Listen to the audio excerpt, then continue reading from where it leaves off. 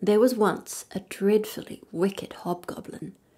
One day he was in capital spirits because he had made a looking-glass which reflected everything that was good and beautiful in such a way that it dwindled almost to nothing, but anything that was bad and ugly stood out very clearly and looked much worse. The most beautiful landscapes looked like boiled spinach, and the best people looked repulsive or seemed to stand on their heads with no bodies. Their faces were so changed that they could not be recognized, and if anyone had a freckle, you might be sure it would be spread over the nose and mouth. That was the best part of it, said the hobgoblin. But one day the looking-glass was dropped, and it broke into 1,000,000,000,000 and more pieces. And now came the greatest misfortune of all, for each of the pieces was hardly as large as a grain of sand, and they flew about all over the world, and if anyone had a bit in his eye, there it stayed, and then he would see everything awry, or else could only see the bad sides of a case, for every tiny splinter of the glass possessed the same power that the whole glass had. Some people got a splinter in their hearts, and that was dreadful, for then it began to turn into a lump of ice. The hobgoblin laughed till his sides ached, but still the tiny bits of glass flew about. And now we will hear all about it. In a large town, where there were so many people and houses that there was not enough room for everybody to have gardens, lived two poor children. They were not brother and sister, but they loved each other just as much as if they were. Their parents lived opposite one another in two attics, and out on the leads they had put 2 boxes filled with flowers. There were sweet peas in it, and 2 rose trees, which grow beautifully, and in summer the 2 children were allowed to take their little chairs and sit out under the roses. Then they had splendid games. In the winter they could not do this, but then they put hot pennies against the frozen window panes and made round holes to look at each other through. His name was Kay, and hers was Gerda. Outside it was snowing fast. "Those are the white bees swarming," said the old grandmother. "Have they also a queen bee?" asked the little boy, for he knew that the real bees have one. "To be sure," said the grandmother. "She flies where they swarm the thickest. She is larger than any of them, and never stays upon the earth, but flies again up into the black clouds. Often at midnight she flies through the streets and peeps in at all the windows. Then they freeze in such pretty patterns and look like flowers." "Yes, we have seen that," said both children. They knew that it was true. "Can the Snow Queen come in here?" asked the little girl. "Just let her," cried the boy. "I would put her on the stove and melt her." But the grandmother stroked his hair and told some more stories. In the evening, when little Kay was going to bed, he jumped on the chair by the window and looked through the little hole. A few snowflakes were falling outside, and one of them, the largest, lay on the edge of one of the window boxes. The snowflake grew larger and larger till it took the form of a maiden, dressed in finest white gauze. She was so beautiful and dainty, but all of ice, hard, bright ice. Still she was alive. Her eyes glittered like 2 clear stars, but there was no rest or peace in them. She nodded at the window and beckoned with her hand. The little boy was frightened and sprang down from the chair. It seemed as if a great white bird had flown past the window. The next day there was a harder frost than before. Then came the spring, then the summer, when the roses grew and smelt more beautifully than ever. Kay and Gerda were looking at one of their picture books. The clock in the great church tower had just struck 5 when Kay exclaimed, "Oh, something has stung my heart. I've got something in my eye." The little girl threw her arm around his neck. He winked hard with both his eyes. No, she could see nothing in them. "I think it is gone now," said he. But it had not gone. It was one of the tiny splinters of glass of the magic mirror which we have heard about, that turned everything great and good reflected in it small and ugly. And poor Kay also had a splinter in his heart, and it began to change into a lump of ice. It did not hurt him at all, but the splinter was there all the same. "Why are you crying?" he asked. "It makes you look so ugly." "There's nothing the matter with me, just look. That rose is all slug-eaten, and this one is stunted. What ugly roses they are!" And he began to pull them to pieces. "Kay, what are you doing?" cried the little girl. And when he saw how frightened she was, he pulled off another rose and ran in at his window away from dear little Gerda. When she came later on with the picture book, he said that it was only fit for babies, and when his grandmother told them stories, he was always interrupting with "but," and he would get behind her and put on her spectacles and speak just as she did. This he did very well, and everybody laughed. Very soon he could imitate the way all people in the street walked and talked. His games were now quite different. On a winter's day he would take a burning glass and hold it out on his blue coat and let the snowflakes fall in it. "Look in the glass, Gerda, just see how regular they are. They are much more interesting than real flowers. Each is perfect. They are all made according to rule, if only they did not melt." One morning, Kay came out with his warm gloves on and his little sledge hung over his shoulder. He shouted to Gerda, "I'm going to the marketplace to play with the other boys," and away he went. In the marketplace, the boldest boys used often to fasten their sledges to the carts of the farmers, and then they got a good ride. When they were in the middle of their games, there drove into the square a large sledge, all white, and in it sat a figure dressed in a rough white fur pelisse with a white fur cap on. The sledge drove twice around the square, and Kay fastened his little sledge behind it and drove off. It went quicker and quicker into the next street. The driver turned round and nodded to Kay in a friendly way as if they had known each other before. Every time that Kay tried to unfasten his sledge, the driver nodded again, and Kay sat still once more. Then they drove out of the town, and the snow began to fall so thickly that the little boy could not see his hand before him, and on they went. He quickly unfastened the cord to get loose from the big sledge, but it was of no use. His little sledge hung on fast, and it went on like the wind. Then he cried out, but nobody heard him. He was dreadfully frightened. The snowflakes grew larger and larger till they looked like great white birds. All at once they flew aside. The large sledge stood still, and the figure who was driving stood up. The fur cloak and cap were all of snow. It was a lady, tall and slim and glittering. It was the Snow Queen. "We have come at a good rate," she said, "but you are almost frozen. Creep in under my cloak." And she set him close to her in the sledge and drew the cloak over him. He felt as though he was sinking into a snowdrift. "Are you cold now?" she asked, and kissed his forehead. The kiss was cold as ice and reached down into his heart, which was already half a lump of ice. "My sledge! Don't forget my sledge!" He thought of that first, and it was fastened to one of the great white birds who flew behind with the sledge on its back. The Snow Queen kissed Kay again. Then he forgot all about little Gerda, his grandmother, and everybody at home.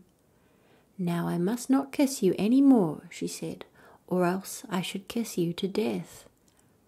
Then away they flew over forests and lakes, over sea and land. Round them whistled the cold wind, the wolves howled and the snow hissed. Over them flew the black shrieking crows. But high up the moon shone large and bright, and thus Kay passed the long winter night. In the day he slept at the Snow Queen's feet. But what happened to little Gerda when Kay did not come back? What had become of him? Nobody knew. The other boys told how they had seen him fasten his sledge onto a large one which had driven out of the town gate. Gerda cried a great deal. The winter was long and dark to her. Then the spring came with warm sunshine. "I will go and look for Kay," said Gerda. So she went down to the river and got into a little boat that was there. Presently the stream began to carry it away. "Perhaps the river will take me to Kay," thought Gerda.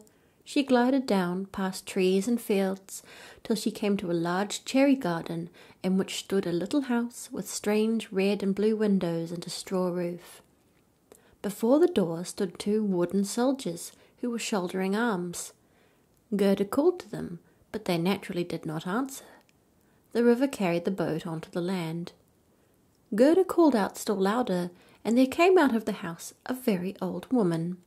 She leant upon a crutch, and she wore a large sun hat which was painted with the most beautiful flowers. "You poor little girl," said the old woman. And then she stepped into the water, brought the boat in close with her crutch, and lifted little Gerda out. "And now come and tell me who you are, and how you came here," she said. Then Gerda told her everything, and asked her if she had seen Kay. But she said he had not passed that way yet, but he would soon come. She told Gerda not to be sad, and that she should stay with her and take of the cherry trees and flowers, which were better than any picture book, as they could each tell a story. She then took Gerda's hand and led her into the little house and shut the door. The windows were very high, and the panes were red, blue, and yellow, so that the light came through in curious colours. On the table were the most delicious cherries, and the old woman let Gerda eat as many as she liked, while she combed her hair with a gold comb as she ate. The beautiful sunny hair rippled and shone round the dear little face, which was so soft and sweet. "I have always longed to have a dear little girl just like you, and you shall see how happy we will be together." And as she combed Gerda's hair, Gerda thought less and less about Kay, for the old woman was a witch, but not a wicked witch, for she only enchanted now and then to amuse herself, and she did want to keep little Gerda very much. So she went into the garden and waved her stick over all the rose bushes and blossoms and all. They sank down into the black earth, and no one could see where they had been. The old woman was afraid that if Gerda saw the roses, she would begin to think about her own, and then would remember Kay and run away. Then she led Gerda out into the garden. How glorious it was, and what lovely scents filled the air! All the flowers you can think of blossomed there all year round. Gerda jumped for joy and played there till the sun set behind the tall cherry trees, and then she slept in a beautiful bed with red silk pillows filled with violets, and she slept soundly and dreamed as a queen does on her wedding day. The next day she played a game with the flowers in the warm sunshine, and so many days passed by. Gerda knew every flower, but although there were so many, it seemed to her as if one were not there, though she could not remember which. She was looking one day at the old woman's sun hat, which had the painted flowers on it, and there she saw a rose. The witch had forgotten to make that vanish when she had made the other roses disappear under the earth. It was so difficult to think of everything. "Why, there are no roses here," cried Gerda, and she hunted amongst all the flowers, but not one was to be found. Then she sat down and cried, but her tears fell just on the spot where a rose bush had sunk, and when her warm tears watered the earth, the bush came up in full bloom just as it had been before. Gerda kissed the roses and thought of the lovely roses at home, and with them came the thought of little Kay. "Oh, what have I been doing?" said the little girl. "I wanted to look for Kay." She ran to the end of the garden. The gate was shut, but she pushed against the rusty lock so that it came open. She ran out with her little bare feet. No one came after her. At last she could not run any longer, and she sat down on a large stone. When she looked round, she saw that the summer was over. It was late autumn. It had not changed in the beautiful garden, where was sunshine and flowers all the year round. "Oh dear, how late I have made myself," said Gerda. "It's autumn already. I cannot rest." And she sprang up to run on. Oh, how tired and sore her little feet grew, and it became colder and colder. She had to rest again, and there on the snow in front of her was a large crow. It had been looking at her for some time, and it nodded its head and said, "Caw, caw, good day." Then it asked the little girl why she was alone in the world. She told the crow her story, and asked if he had seen Kay. The crow nodded very thoughtfully and said, "It might be. It might be." "What? Do you think you have?" cried the little girl, and she almost squeezed the crow to death as she kissed him. "Gently, gently," said the crow. I think it might be little Kay, but now he has forgotten you for the princess." "Does he live with a princess?" asked Gerda. "Yes, listen," said the crow, and he told her all that he knew. In the kingdom which we are now sitting lives a princess who is dreadfully clever. She has read all the newspapers in the world and has forgotten them again. She is as clever as that. The other day she came to the throne, and that is not so pleasant as people think. Then she began to say, "Why should I not marry?" But she wanted a husband who could answer when he was spoken to, not one who would stand up stiffly and look respectable. That would be too dull. When she told all the court ladies, they were delighted. "You can believe every word I say," said the crow. "I have a tame sweetheart in the palace, and she tells me everything." Of course, his sweetheart was a crow. The newspapers came out the next morning with a border of hearts round it, and the princess's monogram on it, and inside you could read that every good-looking young man might come to the palace and speak to the princess, and whoever should speak loud enough to be heard would be well fed and looked after, and the one who spoke best should become the princess's husband. "Indeed," said the crow, "you can quite believe me. It is as true as that I am sitting here." Young men came in streams, and there was such a crowding and a mixing together, but nothing came of it on the first nor on the second day. They could all speak quite well when they were in the street, but as soon as they came inside the palace door and saw the guards in silver and upstairs the footmen in gold and the great hall all lighted up, then their wits left them, and when they stood in front of the throne where the princess was sitting, they could not think of anything to say except to repeat the last word she had spoken, and she did not much care to hear that again. It seemed as if they were walking in their sleep until they came out into the street again, when they could speak once more. There was a road stretching from the gate of the town up to the castle. They were hungry and thirsty, but in the palace they did not even get a glass of water. A few of the cleverest had brought some slices of bread and butter with them, but they did not share them with their neighbour, for they thought, "If he looks hungry, the princess will not take him." "But what about Kay?" asked Gerda. "When did he come? Was he in the crowd?" "Wait a bit, we are coming to him." On the third day, a little figure came without horse or carriage, and walked jauntily up to the palace. His eyes shone as yours do. He had lovely curling hair, but quite poor clothes. "That was Kay!" cried Gerda with delight. "Oh, then I have found him!" And she clapped her hands. "He had a little bundle on his back," said the crow. "No, it must have been his skates, for he went away with his skates." "Very likely," said the crow. "I did not see for certain, but I know this from my sweetheart, that when he came to the palace door and saw the royal guards in silver, and on the stairs the footmen in gold, he was not the least bit put out. He nodded to them, saying, 'It must be rather dull standing on the stairs. I would rather go inside.' The halls blazed with lights. Councillors and ambassadors were walking about in noiseless shoes, carrying gold dishes. It was enough to make one nervous. His boots creaked dreadfully loud, but he was not frightened. "That must be Kay," said Gerda.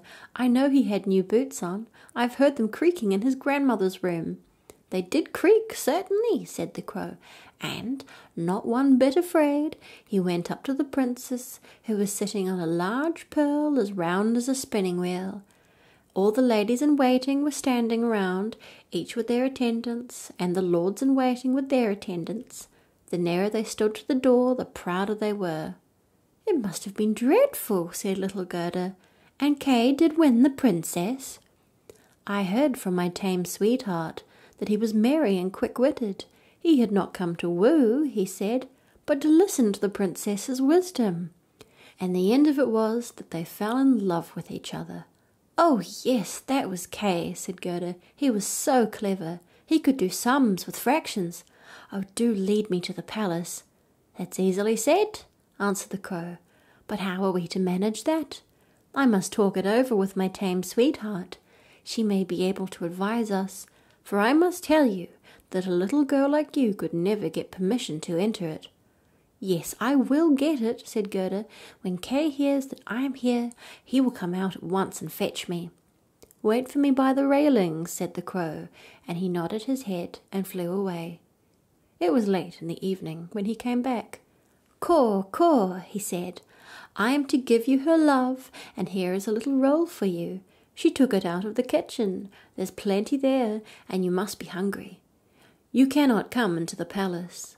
The guards in silver and the footmen in gold would not allow it. But don't cry, you shall get in all right. My sweetheart knows a little back stairs which leads to the sleeping room, and she knows where to find the key." They went into the garden, and when the lights in the palace were put out one after another, the crow led Gerda to a back door. Oh, how Gerda's heart beat with anxiety and longing! It seemed as if she were going to do something wrong, but she only wanted to know if it were little Kay. Yes, it must be he. She remembered so well his clever eyes, his curly hair. She could see him smiling as he did when they were at home under the rose trees. He would be so pleased to see her, and to hear how they all were at home. Now they were on the stairs, a little lamp was burning, and on the landing stood the tame crow. She put her head on one side and looked at Gerda, who bowed as her grandmother had taught her. "My betrothed has told me many nice things about you, my dear young lady," she said. "Will you take the lamp while I go in front? We go this way, as to meet no one." Through beautiful rooms they came to the sleeping room. In the middle of it, hung on a thick rod of gold, were two beds shaped like lilies, one all white, in which lay the princess, and the other red, in which Gerda hoped to find Kay. She pushed aside the curtain and saw a brown neck. Oh, it was Kay! She called his name out loud, holding the lamp towards him. He woke up, turned his head, and it was not Kay. It was only his neck that was like Kay's, but he was young and handsome. The princess sat up in her lily bed and asked who was there. Then Gerda cried and told her story and all that the crows had done. "You poor child," said the prince and princess, and they praised the crows, and said that they were not angry with them, but that they must not do it again. Now they should have a reward. "Would you like to fly away free," said the princess, "or will you have a permanent place as court crows, with what you can get in the kitchen?" And both crows bowed and asked for a permanent appointment, for they thought of their old age.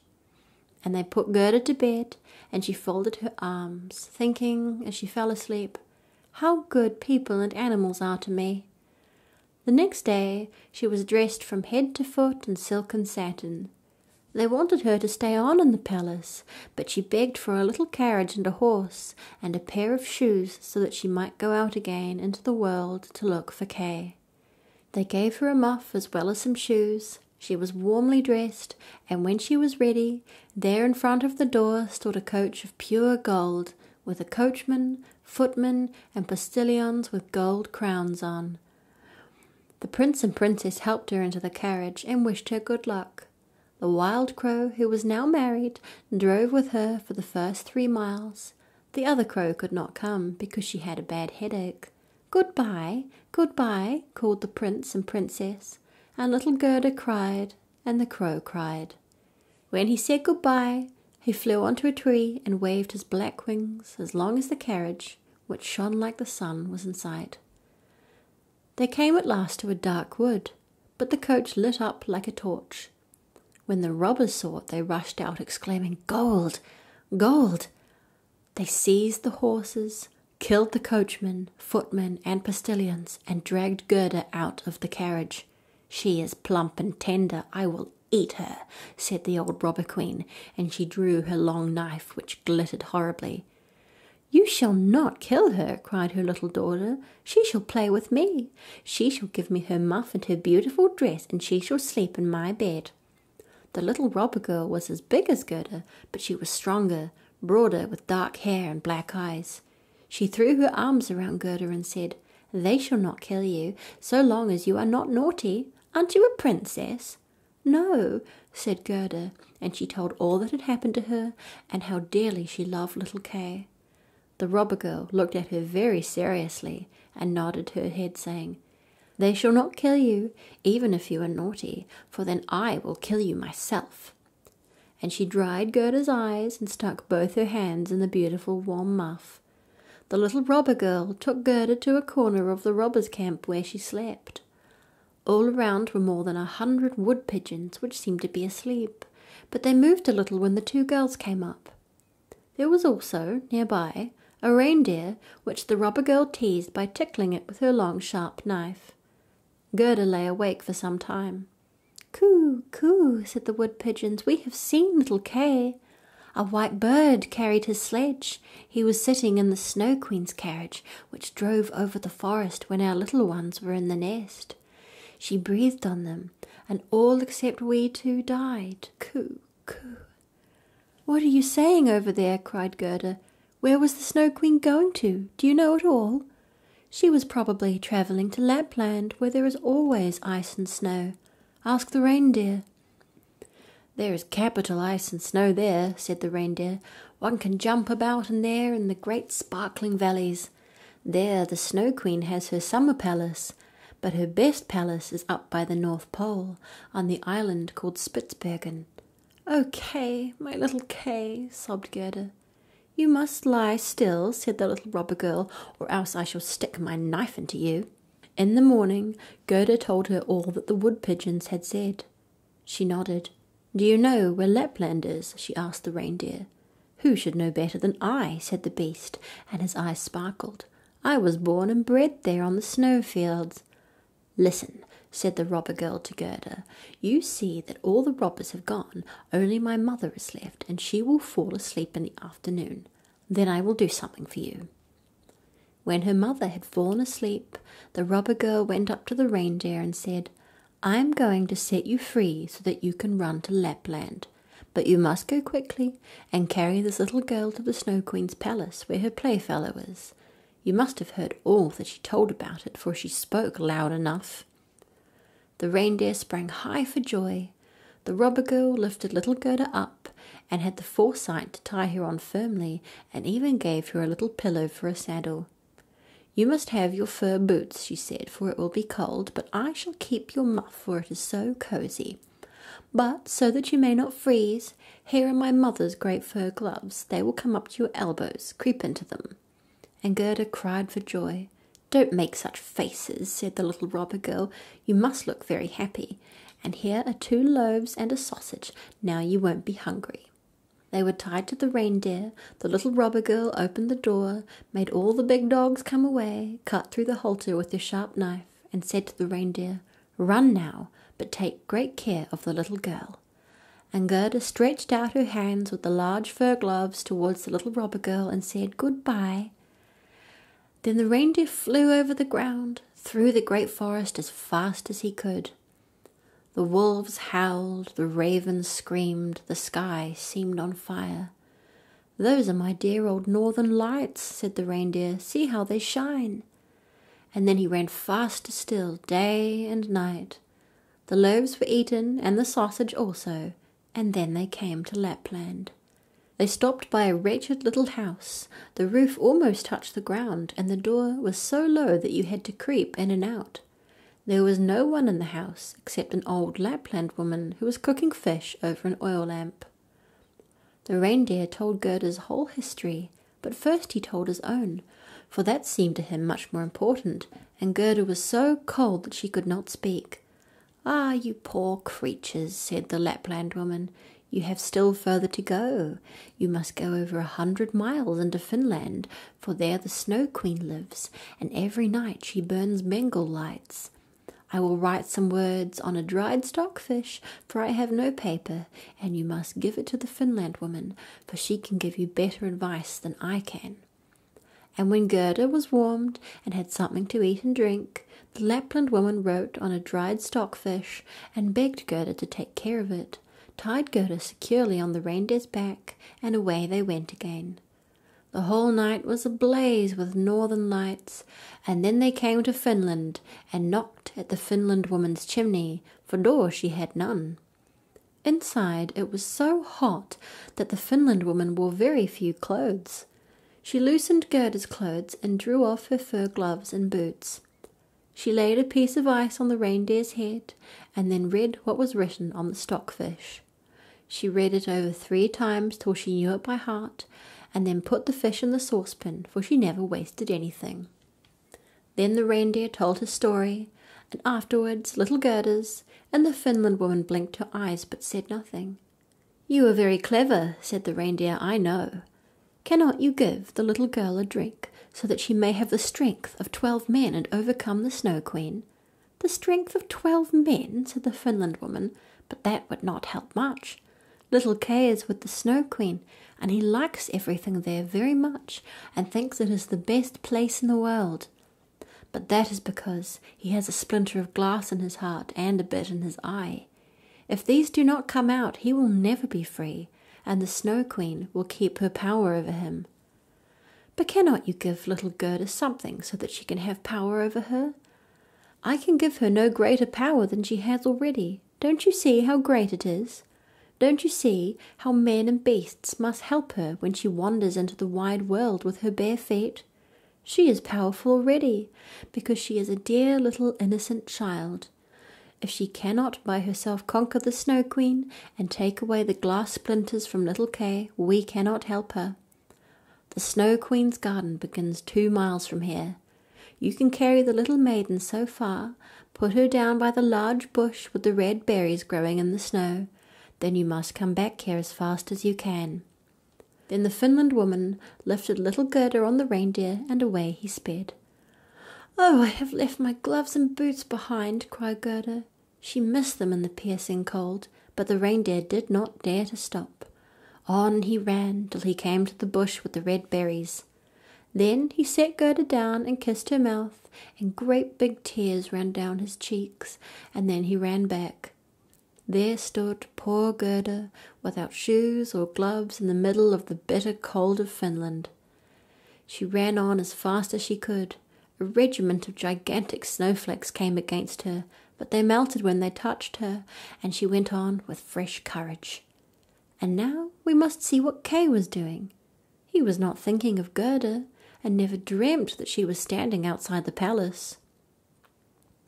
The walls of the palace were built of driven snow, and the doors and windows of piercing winds. There were more than 100 halls in it, all of frozen snow. The largest was several miles long. The bright northern lights lit them up, and very large and empty and cold and glittering they were. In the middle of the great hall was a frozen lake, which had cracked in 1,000 pieces. Each piece was exactly like the other.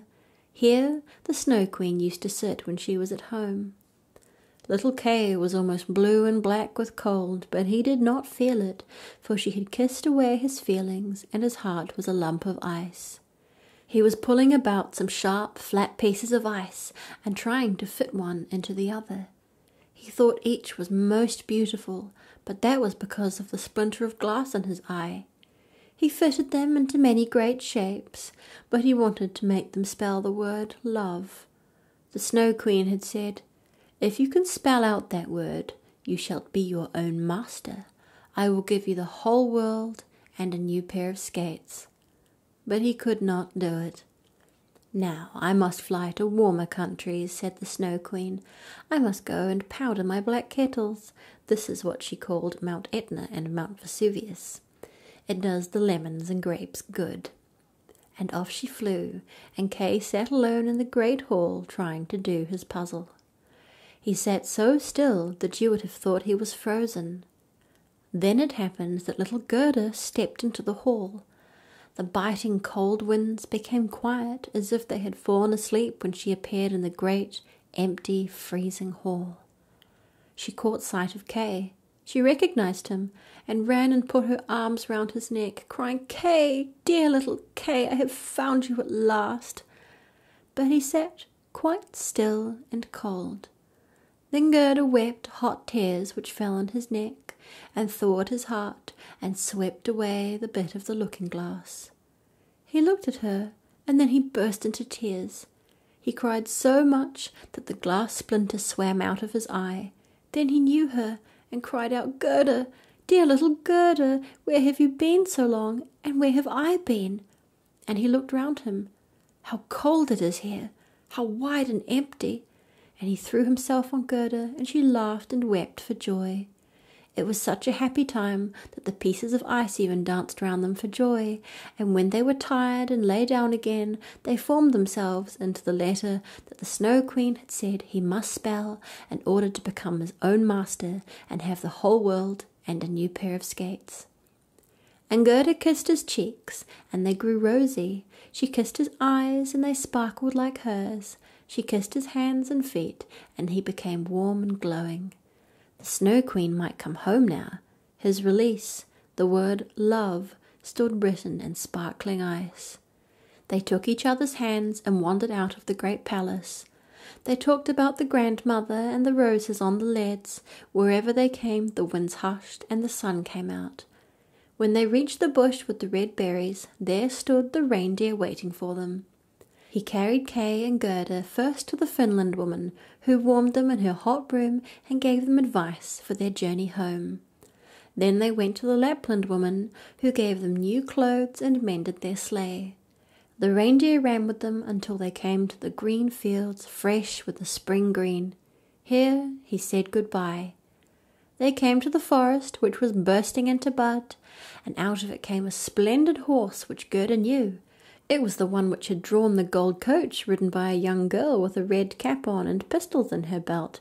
It was the little robber girl who was so tired of being at home and wanted to go out into the world.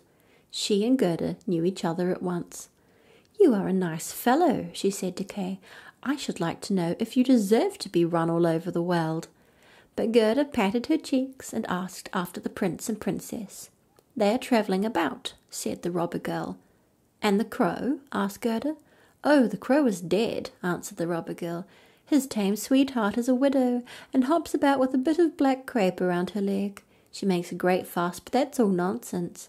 But tell me what happened to you and how you caught him." And Kay and Gerda told her all. "Dear, dear," said the robber girl, shook both her hands, and promised that if she came to their town she would come and see them. Then she rode on. But Gerda and Kay went home hand in hand. There they found the grandmother, and everything just as it had been. But when they went through the doorway, they found that they were grown up. There were the roses on the leads. It was summer, warm, glorious summer.